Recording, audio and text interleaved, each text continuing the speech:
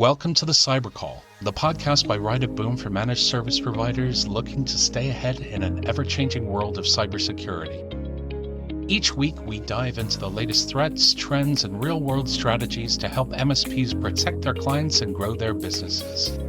Let's build a safer, stronger community together. All right. Welcome, everybody. Happy Monday. It is great to see you all. And as we let folks gather around and gather in, looks like we got some folks out in chat. Let us know if we're coming through and you can hear us okay. Good to see you, Eric, Bob, and everybody, Mike E. One quick programming note.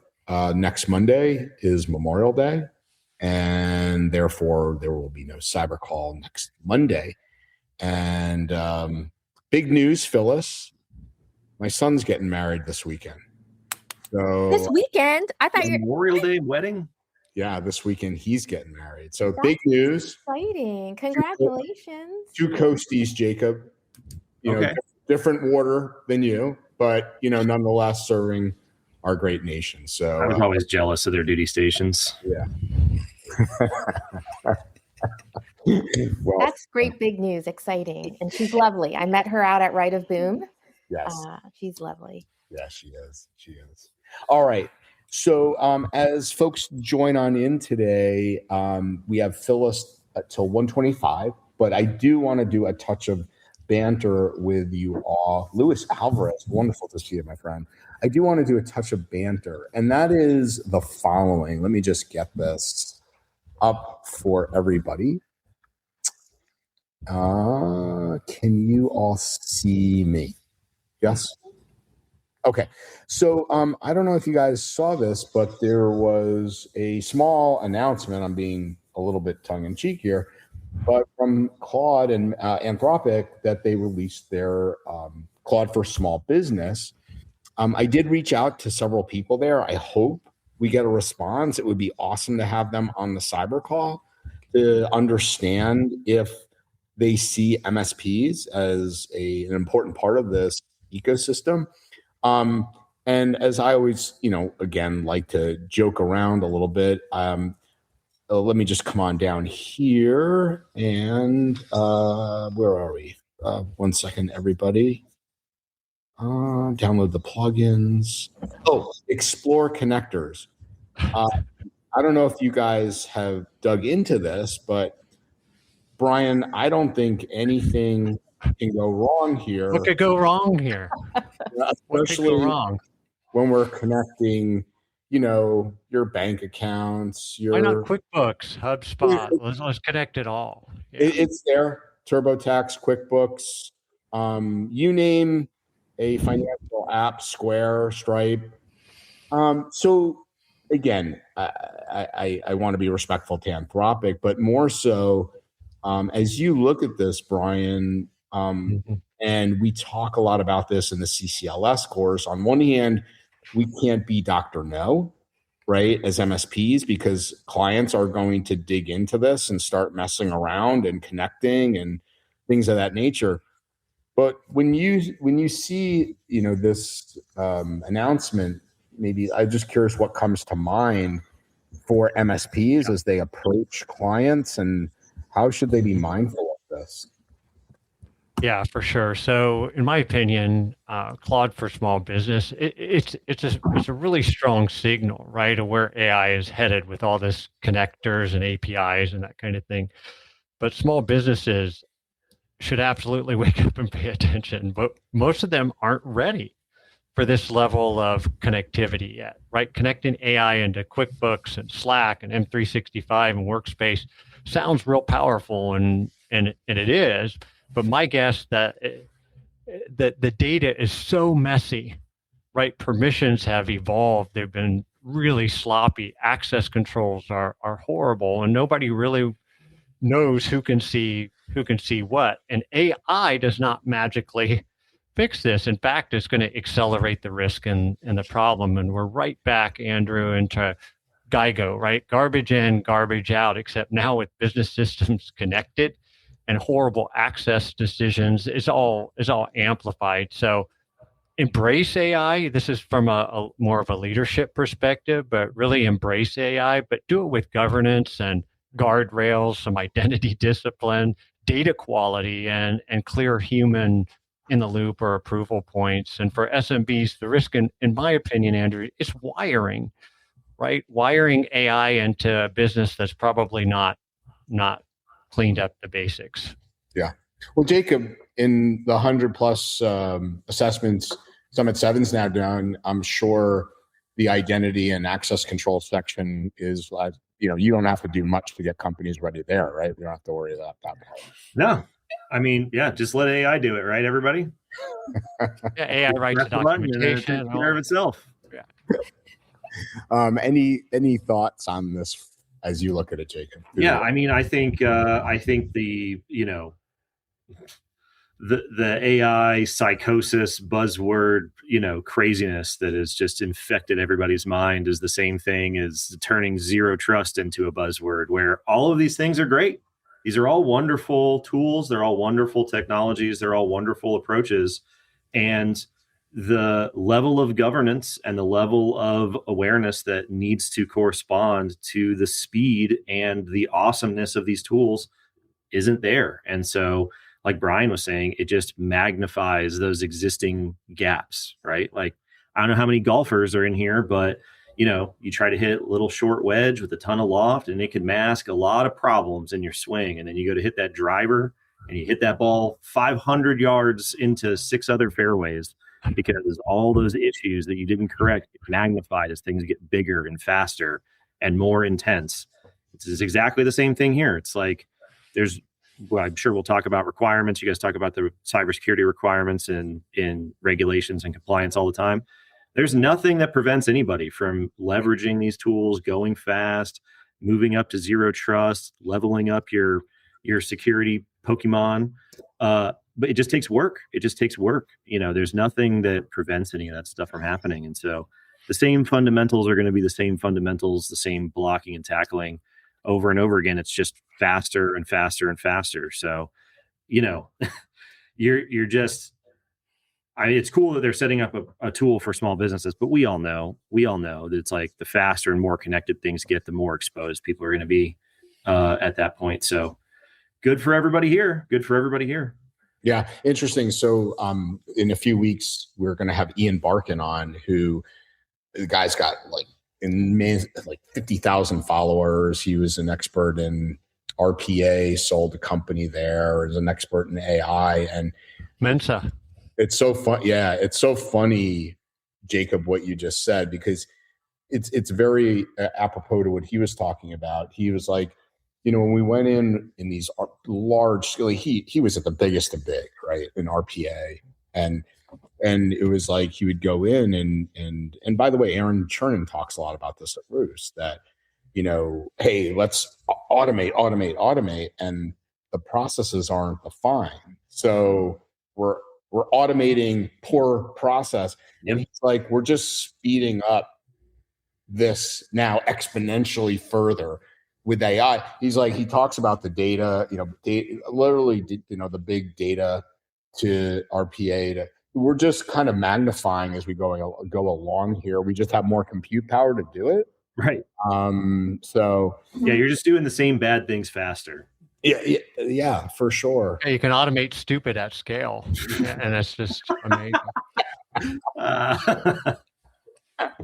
Well, like I said, I hope we get, again, with all respect to Anthropic, I think what they're attempting to do is good things. I don't think they have malicious intent behind them.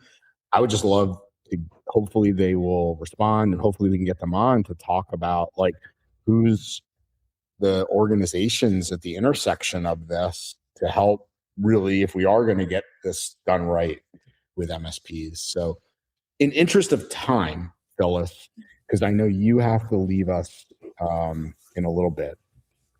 Let me just quickly set the stage here. Love Jacob Horne's posts. For those that don't follow him, please do. I'll let him do a quick intro. But Jacob recently put up the May FAQs on CMMC. And I really wanted to get him on here to talk about them. He's the one person that when I look at these documents, I'm like, okay, can we have somebody please turn this into information I can possibly understand? And he always does a hell of a job doing that. So Jacob, without further ado, quick intro, and I'll turn it over to Ms. Phillips. Yeah, well, I'm the chief cyber evangelist at Summit 7, who you guys are probably familiar with, thanks to Joy constantly being out here, putting on a prettier face than mine and talking about what we do. So for the last, 5 years, I've been at Summit 7, and my primary job has been to translate the regulatory gobbledygook into something that's sort of like human speak. That's primarily revolved around explaining how regulations are made, which has turned into a fun 5 years of magically predicting the future of what those regulations are going to look like, what NIST is going to do, and the inevitable problems that people were going to run into by ignoring the CMMC third-party verification program for their existing contract requirements. I mean, I've been in security now going on 20 years. The last 5 years have been focused specifically on this space. So we put out a ton of content. We're coming up on 100,000 YouTube subscribers. So if you guys are interested in keeping up with what's going on, check that out. And we're constantly covering all this stuff. Put the in private chat here, Jacob, if you throw your URL and I'll put it in. Yeah, sure. As well. So Phyllis, over to you. Yeah, yes. And welcome back, Jacob. Anyone who follows us here at the Cyber Call, Jacob's been on several times to tell us about CMMC, and we're like, when is it going to actually happen? When is it going to happen? And it's here. So so you have spent years translating CMMC from regulatory language into something that us mere mortals can actually act on and understand. And so when you read a freshly updated FAQ like Rev 2.3, what's the first thing that you do? Are you reading it from the lens of a contractor, an assessor, or for someone looking for what actually changed, and what quietly breaks? I mostly am just looking at those FAQs to see what they changed. The FAQs exist in a strange place because those have become the primary way that the department is communicating to industry. For the last several years, they weren't allowed to communicate with industry because we were waiting on the rules to come out. Mm-hmm. And now we're getting these FAQ updates on a pretty regular basis. They sometimes add new answers to FAQs. So I'm not exactly sure how frequent the questions or even where they're getting the questions from because they don't go outside anymore. I almost always look at to see what's changing. And it's an interesting catch-all because sometimes it's clarifications. Sometimes it's clearly them using it as a pressure release valve for certain niche issues that are popping up in the ecosystem. Maybe we can talk about some examples if you're interested. But these are the primary way that the department is communicating with industry in a post-rulemaking world until rulemaking starts again in the future, which it's going to start again in the future, everybody. So enjoy this while we can. I'm almost always looking to see what the changes are and then trying to read between the lines to predict or try to understand why they put that in there. Because, like I said, they're not going outside and talking to anybody. So I don't know where they're getting the frequent questions from. These are usually them projecting policy band-aids in lieu of future rulemaking, in my opinion. Do you recommend organizations that are looking to comply with CMMC or are complying with CMMC to look out for the FAQs? And they come out. It's also super fun because the DoD doesn't announce when they update the FAQs. So like and subscribe, everybody, because it's one of the things I check every morning, and we make a post about it when they come out. There have been no announcements whenever they post these things out there. They just update the website, and hopefully you find them. Everybody should pay attention to them because the more that you understand the details of the requirements and the rules and the regulations, the more you find the room to maneuver within those requirements so you can engineer solutions, serve your clients, pass assessments, do all those things. There isn't ever going to be, an AI easy button to just press the button and it happens. Mm-hmm. So the more familiar you are with the details of the landscape, the more successful you potentially can be. So everybody needs to pay attention to that when they come out. Right. So the document's been updated around 5 times in 18 months. Version 1 released in October of 2024, and now we're on version 2.3. Is this a sign of a program that's responsive and healthy, or something that's still being built while the plane is in the air? Yes. So, so of course it's responsive and healthy. I mean, this is what everybody wanted, right? But when we were waiting on rulemaking and the DoD wasn't saying anything, everybody went, "Oh, they're not talking to anybody. They're not talking to anybody." And now we're getting frequent FAQ updates, and everybody was like, "Geez, they sure are updating these a lot." Like, I thought this is what we all wanted. So yeah, it's obviously responsive and healthy for them to be clarifying the guidance. However, there was a lot of the understatement of the last decade. There's a lot of organizational and technical and regulatory debts around questions that were just never answered, answers that were never clarified, interpretations that were never put out there in the ecosystem about individual requirements, certain situations, so on and so forth. And so this is more of a living document that is expanding their rationale and their explanations, which technically they're not supposed to even do that, because any of these clarifications are supposed to go through the regulatory rulemaking process. So we're all very lucky that they are taking the liberty of updating this kind of out of band COM clarification method. I know that doesn't seem like you're like, I'm not thankful that they're doing this all the time, but the alternative, like most federal agencies, is they just don't say anything, and they would just only give updates during rulemaking, and you can wait until the next rule a couple of years from now, and good luck during your assessment with whatever happens. So it's both them maturing as we're going and reflecting, responsiveness, in my opinion. I mean, this kind of just brings up another question. I mean, but then do you think agencies or organizations can do reclamas and things like that just because of the changes? I'm just curious what you're seeing, or is it just? We haven't seen any of that. I mean, it's one of those things where I think in the broad picture of things, I always have told people the same thing: is the nebulousness of the requirements is an advantage to you if you are willing to take advantage of gray areas, right? When they don't explain in black and white exactly what they're looking for, that gives you the room to interpret what your solution should be doing to meet that requirement. And if you have the wherewithal to defend that logic to assessors, contract officers, clients, whoever, then you're good to go. Over time, what people have done is they say, we want specifics, which is always funny to me, because most of the security industry has always said for years, just give us outcomes. Don't give us bureaucracy. Don't give us compliance. Just give us outcomes, outcome-based requirements. Well, the government gave you a bunch of single sentence requirements that give you no context or details whatsoever. And then everybody said, tell me exactly what you want. Tell me in detail what that means, right? So whenever you tell the government, tell me in detail what that means, what do you get? You get a government answer. And everybody goes, I hate this answer. This answer is terrible. It's so bureaucratic and governmental. And you're like, yeah, what did you expect? If you don't want bureaucratic government answers, stop asking for the answers and then just answer it yourself and then defend it accordingly. Well, right? So I will say, in the defense of organizations, what you don't want is the outcome dependent upon your individual auditor, right? And so I think there is this complaint back and forth.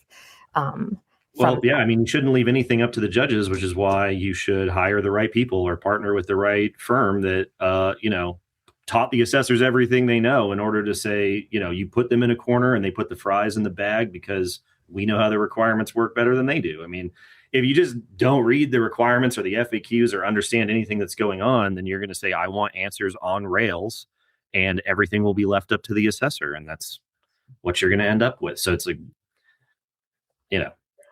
Right. Phyllis, quick question to Jacob. So Erickson says, I'm guessing it's already on the list, but certainly discussing potential timelines for Rev 3 would be helpful, as well as any wisdom in prepping for Rev 2 with Rev 3 nuances in mind. Yeah. So 800-171 Rev 3 will not be required for defense contractors until the CMMC program regulation is revised via rulemaking. And that process, at this point, we don't know when that will occur. The rulemaking guy doesn't know when the rule's going to happen for various reasons. I would say broadly, I wouldn't expect that rule to be done anywhere sooner than 12 to 18 months from now, up to 24 months or longer from now, because we just don't know what they're doing internally. And until that happens, the requirement will be 800-171 revision 2. Jacob, so you put 100 companies through. Let's say this new rule comes out and there's 64 changes. What does that mean to the 100 that you've put through? Well, their CMMC status is valid for 3 years. So unless they had some sort of major change in their environment that would trigger some sort of new certification, or unless they had new contract awards that specified those changes, they wouldn't need to worry about it. I think the other part of that question was, how do you prep Rev 2 with Rev 3 nuances in mind? The basic rule of thumb is to use the 800-171 Rev 3 government-defined parameters in your 800-171 Revision 2 implementation. So if they say that you have to do lockouts at X time for Rev 3, just use that lockout time period for Rev 2.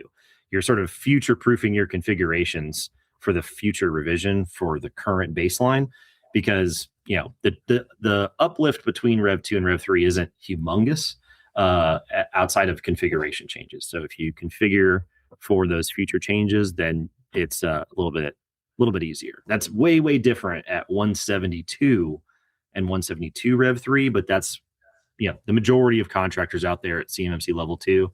I'd say use your configuration with the Rev 3 values and pay attention for when you hear noise about rulemaking, and that'll give you a better idea of what the on-ramp looks like. But at this point, people have a long time.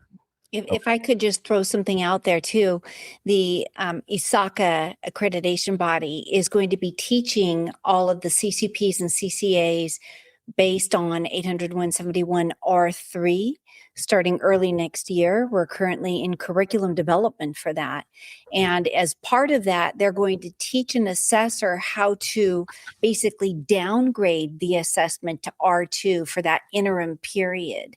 But if you really look at the fact that all assessors are going to be trained according to R3 at the turn of the year, that's a big indicator that the Department of War is likely going to push it as fast as they can once they think the assessor pool is ready. Got it. Jacob's like, I don't know about that. I mean, this is outside. This is a huge tangent, but there's zero reason to wait.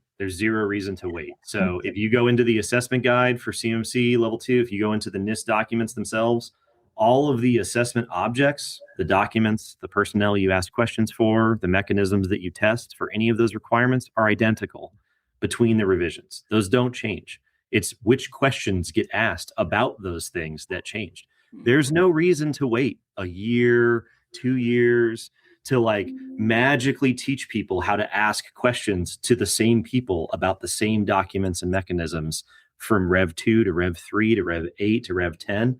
All of that stuff is in 853. It's been in 853 for years.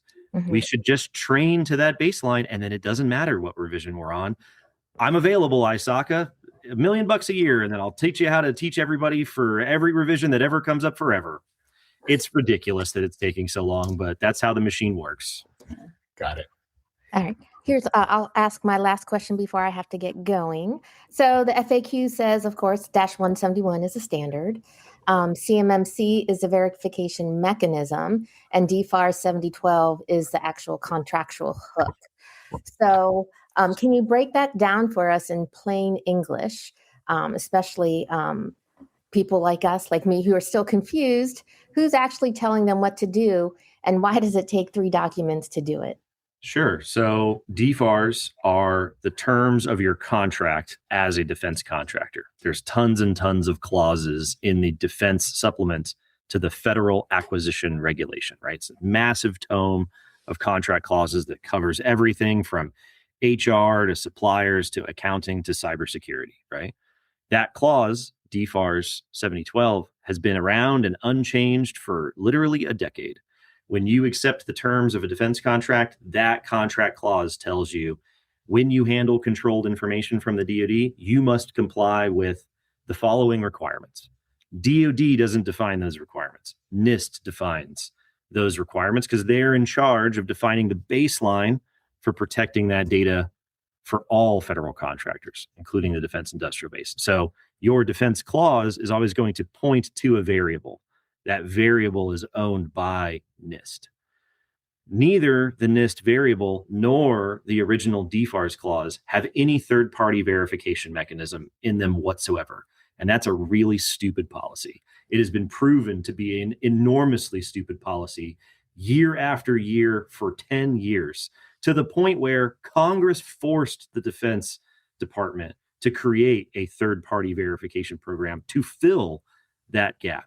We call that program CMMC. That program can only show up in your contracts as a defense contractor through the DFARS. So these things are all interrelated. They aren't competing with each other. It isn't just immediately obvious how they interact. Thanks for actually clarifying that for us. Sure. Let's see your AI do that. Yeah, exactly.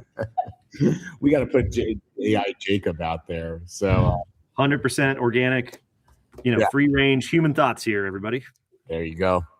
All right, Brian, over to you. Yeah, speaking of human thoughts, I'll just, this is a quick public service announcement. There's a lot of disinformation, bad information, horrible information out there on different platforms, and LinkedIn is no exception, of CMMC talking heads that talk and don't know what they're talking about. And so I posted, a few weeks back about a simple rubric you can use on when you're scanning LinkedIn, looking for legit information. Yeah. Is if it's somebody on CMMC talking about CMMC on LinkedIn that you've never heard of before, I just go down into the comments or see what Jacob is, if he's commented or if he likes it. If he likes it or comments positively, I'll read the post. If not, I just keep scrolling. I mean, take everything that you see with a grain of salt, including from me at this point. I mean, but I will say, right at the point where people needed to get the help and information was right when LLM fueled slop just exploded the amount of crap that's out there. So it is a major problem. So be careful where you get your information from. 100%. Hey, Brian. So Jake, yeah. No. Go ahead. Okay. I was going to get into my questions. Do you want to take it a different direction, Andrew? I was just going to ask Jacob just real quick, since Phyllis left something out. Jacob, so the NIST, because we were talking about NIST and the NBD and what's going on there with the funding changes, and that it's just really about SysCav and critical infrastructure. With you guys having the MSP collective and lobbying in DC, I'm just curious your perspective on this about handling vulnerabilities. Like, are we entering the age of the Wild West here? And good luck to everybody that is managing applications outside of that list. Yeah. Things have gotten materially worse from a federal to industry coordination and management of critical infrastructure, basically in every sector for the last couple of years. This ain't a political show, but just look at which way things are going out there. It's like we're hollowing out entire federal workforces. The cybersecurity strategy document. If anybody wants a fun weekend read, they're the most current cybersecurity strategy with the previous two. And it's like going back, and if anybody's ever read like old presidential debate transcripts from like the 60s and 70s, you may not have agreed with any of those people, but just look at how they spoke, right? Look at the detail, the eloquence, like being able to maintain two different ideas in your head at the same time without demonizing other people. Like, none of the resources that were around in the last few years have gotten better. And so, things are getting harder. Things are getting more dire. Things are more precarious. And there's just more work at this point instead of it being easier. Okay. Right. Yeah, that NIST NVD too is horrible time, right? You've got this backlog, this tremendous backlog of enriching vulnerabilities combined with a cut in funding and staff and that kind of thing. And so the focus on the criticals and some of that other stuff is, they had to prioritize. I get it, but just recommend you can subscribe to. China has one. Awesome. Hell You yeah. can subscribe to. Right, backlog is gone. They were all moved. If you read, to deprioritized. So they were processed, right? They were batched. Yeah, they're done.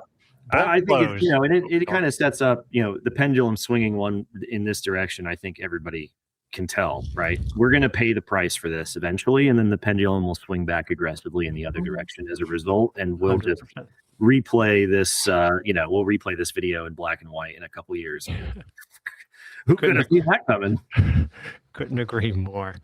So Jacob, FAQ says phase 1 started November of 25, November last year, and will primarily focus on self-assessments, with level 2 third-party assessments becoming required later this year in November. From your vantage point, Jacob, should contractors treat that November 26th date as real planning guidance, or is there still a valid chance this finish line moves again? Contractors should treat the deadline given to them by their customers, not deadlines at the highest, most open-ended level of Pentagon policy guidance ever, right? It is almost impossible for you to reverse engineer your specific situation from a Pentagon level policy document. Go with the deadline that your prime contractor gives you, because if you're an L3 Harris subcontractor, your deadline is already July. Out. Yeah. If you are a moving company or you work in the logistics arm of the defense industrial base, your deadline is spring of 2027, depending on who your customer is. Some people have set a deadline of November, others have not. Many companies have already had their deadline come and go. Some contracts have already had level 2 certification requirements. Some contracts have had level 2 self-assessment requirements. After November, many contracts will still have level 2 self-assessment requirements.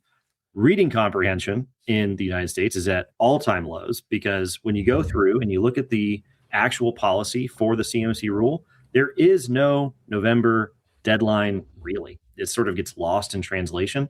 The CMMC program sets no deadlines. It says after November, there will now be level 2 self-assessments, but before November, there will also be level 2 certification assessments. What does that mean? Who knows? For your specific situation, impossible to tell. Go with the deadline set by your specific customer or your specific contract. We put out a lot of content about this recently. One of the most helpful things that people can do is look for your customer's long-range acquisition forecast.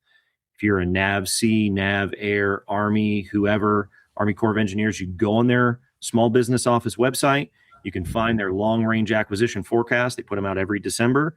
You can find the specific contract award that you're trying to go after, the specific incumbent contractor that you're a subcontractor for, and you can look and see how much time there will be between when the solicitation hits the market and when the contract is awarded.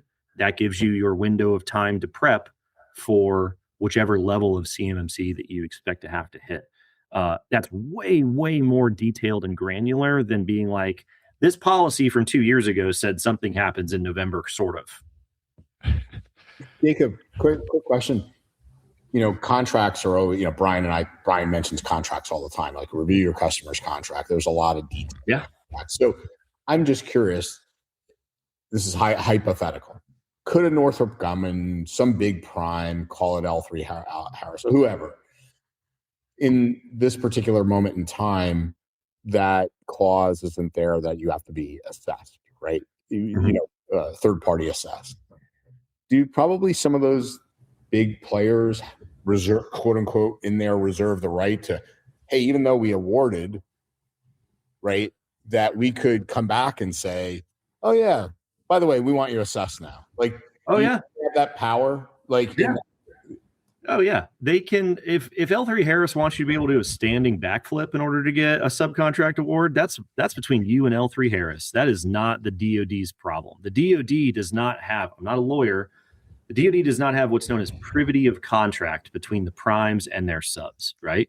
So the relationship between the DoD is between DoD and Lockheed, DoD and Northrop, DoD and L3 Harris. Your relationship between those companies is your problem. And so those prime contractors aren't allowed to issue you waivers for the requirements to protect this data. And they know that they need to take award of a contract in 12 months. And they have to have suppliers that can prove that they can handle this data. They can't wait until they take award of a contract to then turn around and say, hey, we need you to go start working on this thing that's probably going to take you 12 to 18 months if you finish it at all, right? They need to know ahead of time. So ironically, the further away from the DoD you are, the sooner you're probably going to have to get certified, even though that's not DoD's policy at all. The phased rollout for when these contracts will have these requirements is when the prime contracts will have these requirements. When the prime contractors ask you to go get certified is up to them. And there's literally nothing the DoD can do to stop that. If L3 Harris puts out a letter that says you all need level 2 certification and we have no idea if you're even going to get the data, Yeah, so you're free to negotiate with L3 Harris, but that's between you guys. okay, which is what L3 Harris did, and then Exactly. and then you can roll the dice and decide what you want to do as Right. somebody in that supply chain of L3 Harris. Right. Yeah. If you are, people say this all the time, we're a sole source supplier. We're the only people that can provide this part. Then negotiate. If you're the only place where the DoD or L3 Harris can get whatever the thing is that you make, and there's no other options, tell them to pound sand. Be like, write a check, do it for me, give me the equipment. I'm not doing it. And I know that you don't have any other options. Negotiate with them.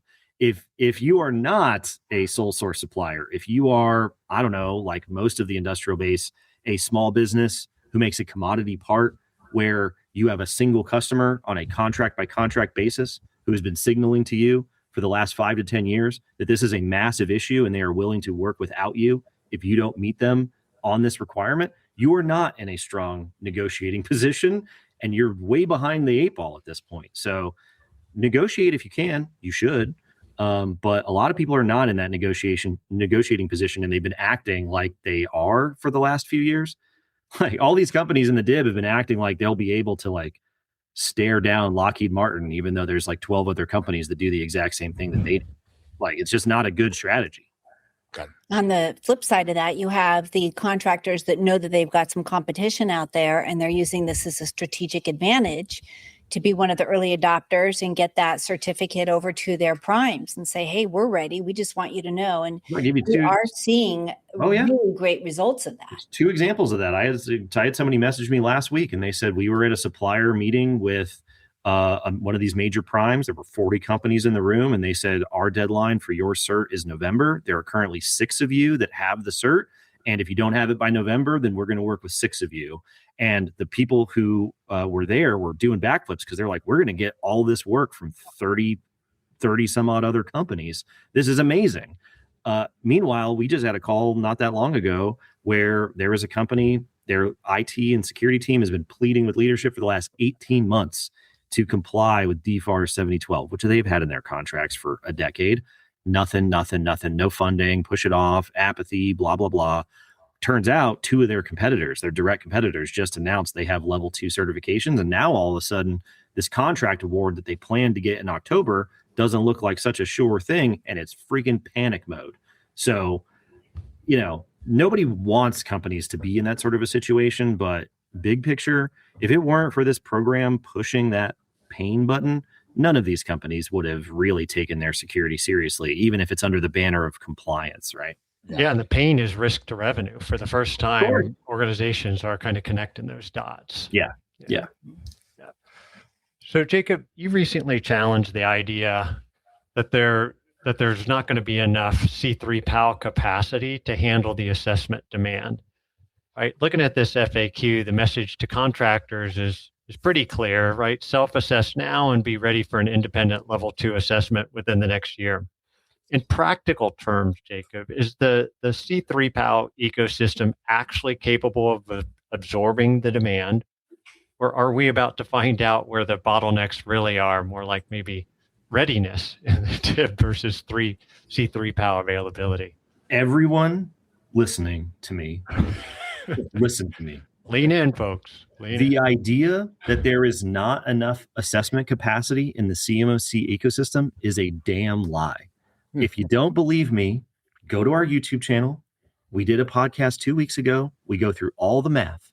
As of April, 5 months into the first year of the CMMC phase rollout, on paper, we have a theoretical assessment capacity that is 5 to 10 times the amount of assessments that are being demanded per month, right? If you were to cut it in half again, we have more than enough assessment capacity in the ecosystem than what the ecosystem is currently asking for.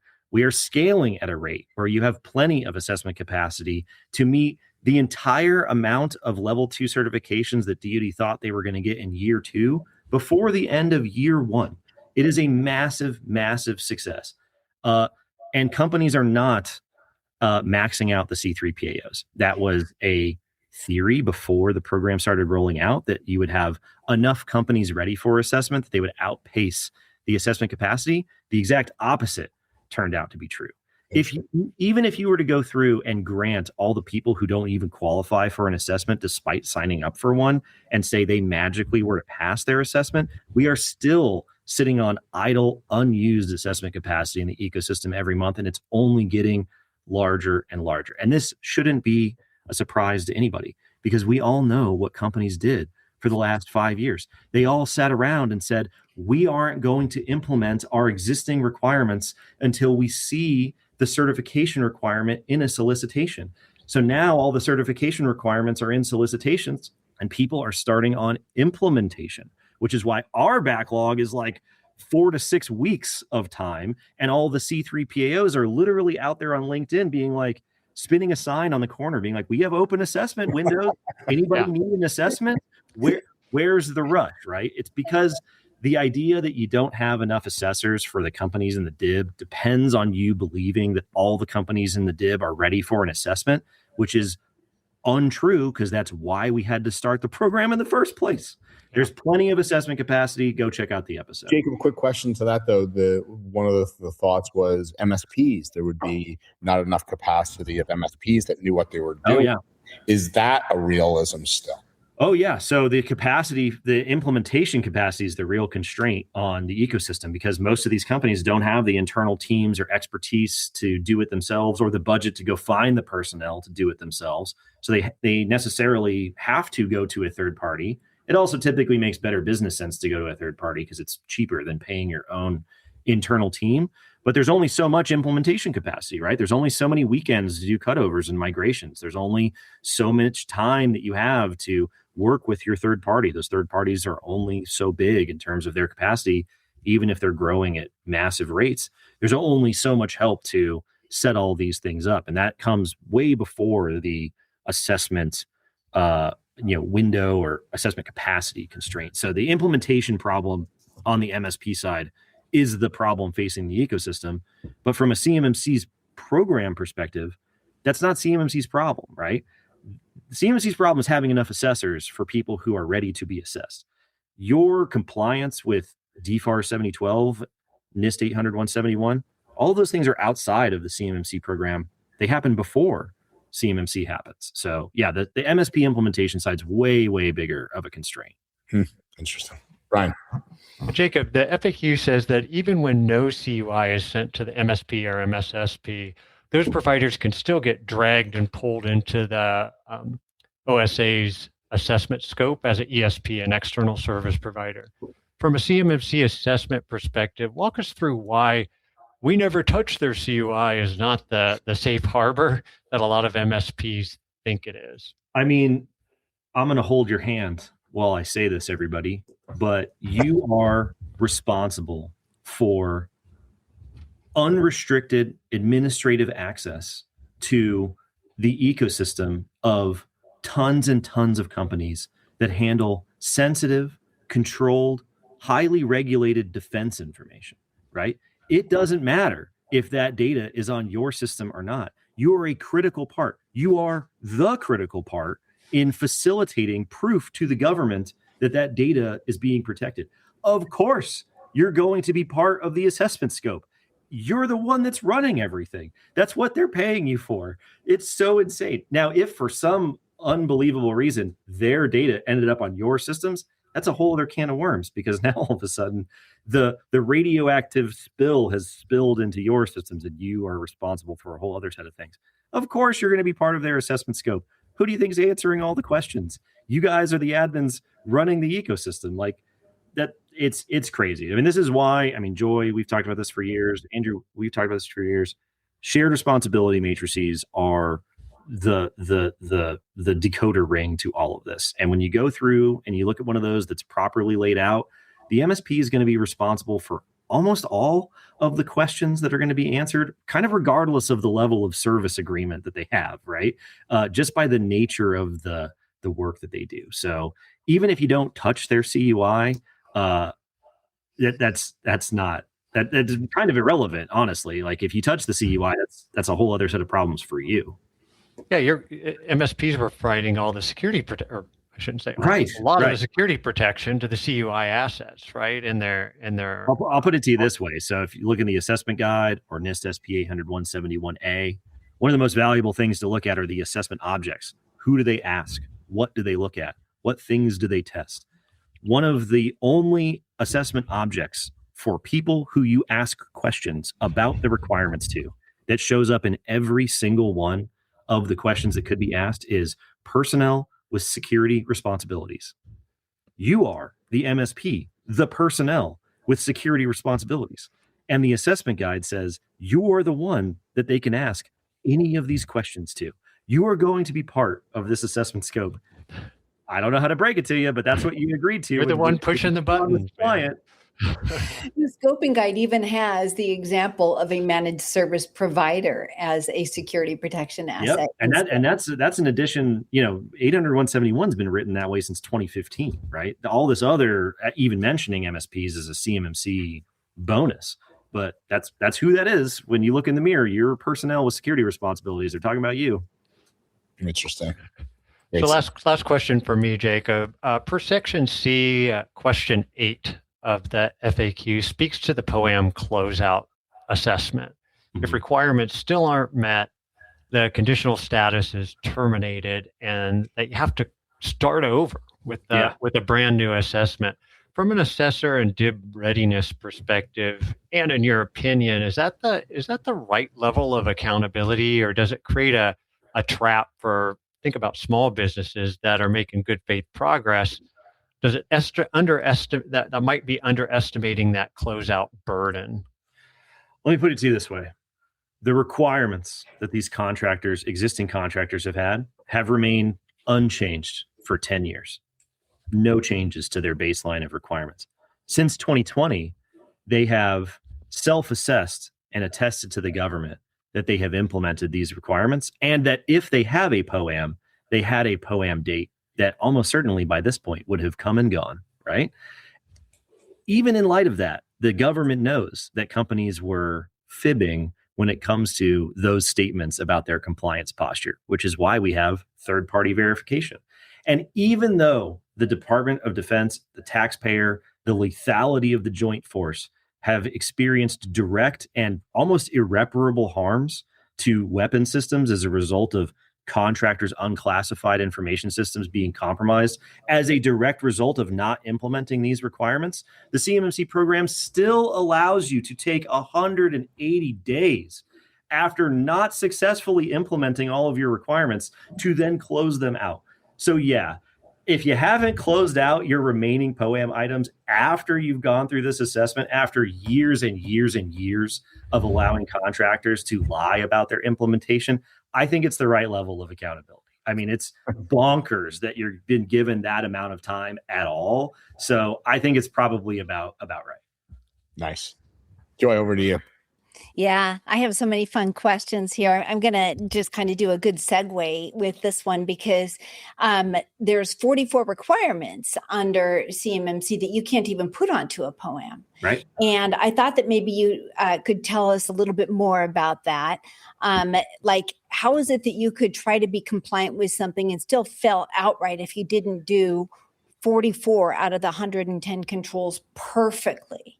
Yeah, How does that happen? Yeah. So, it is a true fact that POAMs are allowed. POAMs are allowed for some of the requirements, but one of the things to keep in mind here for everybody is you are the steward of somebody else's data, which means you do not own the risk decisions about what risks you're allowed to take with those people's data. Those people here being the federal government, right? The federal government sets their risk tolerance for acceptable missing requirements for this data, right? So the DoD said only this set of controls over here can be missing for us to be able to accept the level of risk for missing controls. Now, that's not outwardly obvious, of course, right? NIST doesn't do that ranking, so it's not in the NIST document. CMMC policy does that ranking, but it's not in the assessment guides. It's in the regulation itself. So you have to read the regulation in order to know which of those requirements are eligible to be missing. However, for all of you existing defense contractors that have self-assessed and uploaded a score into SPRS, you already know what those scores are because that's how you calculated the number, right? You wouldn't have calculated the number without knowing how to get the math done correctly, right? You would think. I've always thought that in the assessment guide, they should have those 44 controls in like red, bold font, like you can't mess this one up. Yeah, something that GSA did successfully in their document around 171 is they called them showstopper requirements, right? They should just label them with a star or a smiley face or something to say, these are more important than these ones. Well, I love the ones that have scored, but put SPR score in, but there's no SSP, right? It's like, wait a second, that's the showstopper there that we're talking about. Even upload a SPR score. Yeah. Yeah, and let's expand on that, Jacob, because I know that the system security plan, like I'm intimately familiar with Summit 7's SSP and the format that we use, but that one in itself, as Brian just said, that doesn't even have a score next to it. That's just an automatic fail if you don't have it. Talk to us about why that SSP is so valuable, so important to the Department of Defense, to NIST, to anybody. Yeah, I mean, the idea, I'll put a link in here, Andrew, that you can put in chat later. We did a podcast about a year ago that explained what an SSP is, right? Ultimately, CMMC is about assurance. It's an assurance mechanism, right? It is, people say CMMC versus security. CMMC is just proving you did the requirements. If you have a security problem with the requirements, that's outside of the scope of CMMC, right? It is an assurance mechanism. It is about taking the things that might be in your head about the fact that these controls are implemented and proving it to someone else, right? It's like in math class. I know we all love math class. You can't just tell me the answer. You have to show your work. That's the part everybody hates. And that's why everybody hates compliance, because it's making you show your work on the math test. Your SSP is the work. It is the algebra that you had to get to in order to get to the answer on the test. Tell me how you deployed MFA. We've deployed MFA. Okay. You got the right answer. How did you get to the answer? And you'd be like, well, I know that we have it. Prove to me, demonstrate on the math test how you got it. But imagine you're a math teacher. You got a whole classroom full of kids. The answer to this algebra problem is 4. We all get A's, I guess, right? I don't know if you know how to do the math. I don't know how you got that answer. Are you lying? Did you pay somebody else to do it? Show me the work on the math test. That's ultimately why the SSP is so important. This also stems from the history of how SSPs evolved on the federal side. When the federal government builds a system, they come up with a plan for the security for the system. Then they go through the life cycle of implementation. Then somebody shows up and says, did you do what you planned to do? And they compare the plan with what they actually have as the result of the assessment. And then somebody makes a decision. I don't need to review this for 6 months, 12 months, 18 months, 24 months, their ATO decision. And so this is just a carryover from that ecosystem, which was, where we derived this program from. But that's why it's so important. It's the algebra on your math test. How'd you get the answer? I love that. I also think it's so valuable as you are a company that's growing and scaling and you have new owners of systems coming in, and you need to be able to identify what the previous person was doing and how they were supporting that system, right? Yeah, it's, and this is not necessarily, this is a tangent for this one, but it's like when people say compliance isn't security, I'm like, oh yeah, was showing my work on the math test, not math, was commenting my code, not programming. Like, how did you do it? How did you get the answer? But that's why nobody likes it. That's what, because it's hard. It's hard work. I know that I did it. And now you're making me go back and prove that I did it instead of doing my job. And so people don't like it. And so they blame it or they label it as compliance. Well, that's kind of like a great closing question for us, I think. And I've had the pleasure of being in the audience several times as you've spoken about this, Jacob. But, now that we're in another iteration of CMMC, we're actually doing the thing now. We've got the rulemaking, we've got the phases, the class deviations. Do you think CMMC is already making the defense industrial base more secure? Is it going to continue making it more secure? But it's compliance, Jacob. Yeah. Oh, we had a bunch of companies with a bunch of control data with almost zero security implemented whatsoever. And then thanks to an unpopular compliance program, it forced them to do what is arguably basic good security. I mean, that sometimes you got to go east to go west, right? Like sometimes you got to just eat your vegetables. Of course, it has made the DIB more secure. Anybody that works with DIB clients in here as an MSP, how many ITAR questions are you being asked as a result of CMMC, which isn't CMMC's responsibility? We talk to companies every day that put controlled information in public clouds that foreigners shouldn't be able to see. And only because of the pain of CMMC are they working that regulatory and organizational debt backwards. You can also check out our YouTube page and our blog. Just for the security versus compliance crowd, we went through and compared the requirements in the NIST baselines to MITRE attack techniques used by real world bad guys. And you can pick the Chinese, you can pick the Iranians, you can pick the Russians, and all of these requirements map to common techniques that the real world bad guys use. So if the only way that you can get people to implement those requirements is through compliance, then the only way that we're going to approach better security is through compliance.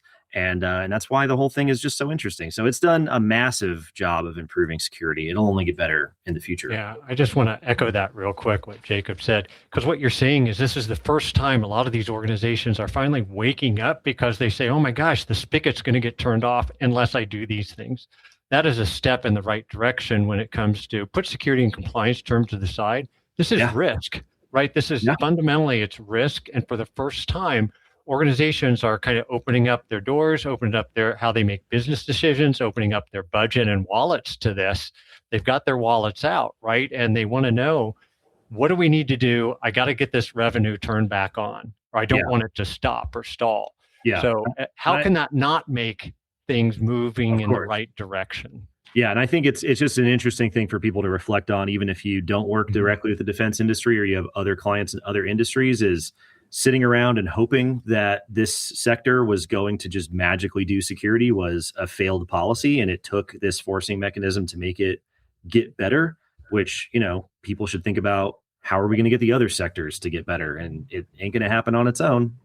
Yeah. Jacob, that was fantastic. And Brian, it kind of talks about like what you just said, revenue, right? And, if you're working with companies that aren't contractually regulated, right? Like, we're talking about here, a lot of times, like you've said, look at their largest customers and what might be in their contracts. That slowdown is real, right?